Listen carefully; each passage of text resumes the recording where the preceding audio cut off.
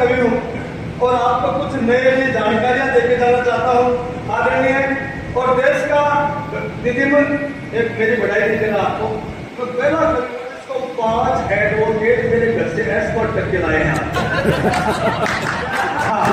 आदरणीय सरवण सिंह जी, किशोर कुमार जी, और देखो तालियां बजा रहे हैं ना।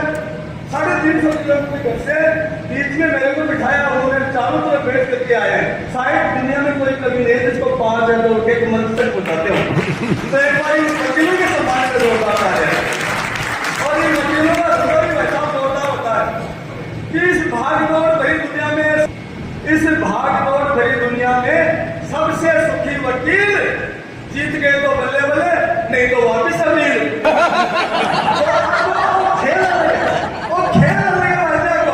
ये आनंद का विषय है दोस्तों। कुछ नई जानकारियों के साथ आपको हंसाते हुए इस राजस्थान की मिट्टी की वंदना करेंगे और आज के इस कवि सम्मेलन को आनंद पूर्वक दादा ओमपाल सिंह निडर जी से पहुंचाएंगे। मेरा आपसे निवेदन है कि कोई टूट के नहीं जाएगा, क्योंकि 10वां कवि सम्मेलन है और 10वां कवि सम्मेलन अपने आप में ऐतिहासिक होना चाहिए। इसलिए एक बार जोरदार तालियां पूरी टीम के लिए बजा दें। एक शब्द है कमीना। मैं शब्दों के शाब्दिक आपको बता रहा हूँ। कमीना शब्द बेटा ऐसा शब्द है जो पुरुषों के लिए काम में आता है, और जिस पुरुष में किसी तरह की कोई कमी नहीं हो उसको कमीना कहा जाता है। एक और शब्द है हसीना।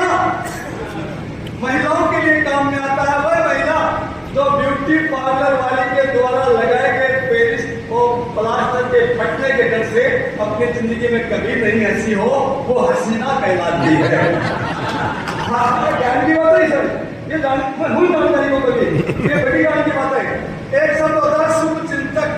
वह व्यक्ति जो अपने खास लोगों का शुभ होते हुए देख करके चिंता में पड़ जाता है, वह शुभ चिंतक कहलाता है। एक होता है हितैषी, जो अपने घर में ही भाइयों का हित होते हुए देखता है, फिर परेशान हो जाता है और उनके हित की ऐसी तैसी करने पे तुल जाता है, उसको हितैषी कहा जाता है। एक होता है शादीशुदा। शुदा तो सब जानो, शुदा माने एकदम नॉर्मल हो जाना। शादीशुदा वो पुरुष कहलाता है जो शादी होने के बाद अपने आप में शुदा हो जाता है। बहुत सारी जानकारी है हमारी, मैं आज थोड़ी कमी लेके जाऊंगा, क्योंकि आपको शादीशुदा शादी होने के बाद अपना आप शुद्ध हो जाए। कीर्ति जी वही करें के चक्कर है वो राजस्थान में तो नहीं हुआ। एक बार जोरदार तालियां बजाएं मेरी जी देवी के लिए। और कभी दोस्तों कभी है ना, कभी सिर्फ सुनने की वस्तु होता है,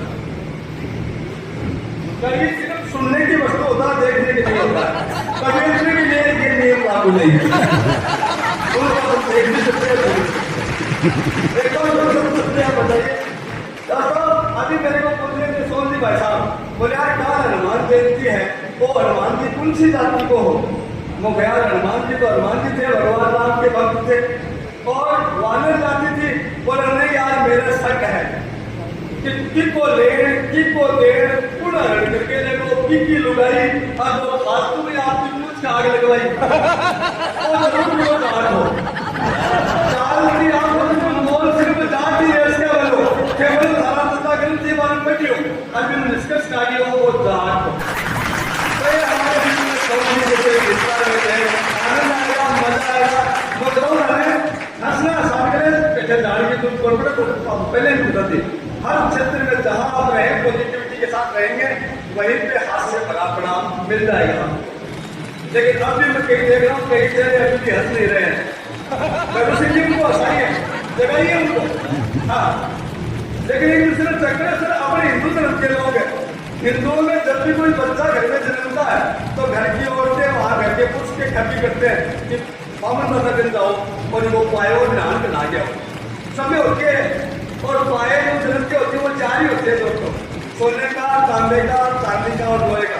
आजकल 20 साल से एक पाया और बोला लो टेंशन का पाया, कई टेंशन का पाया इनमें पूरे 24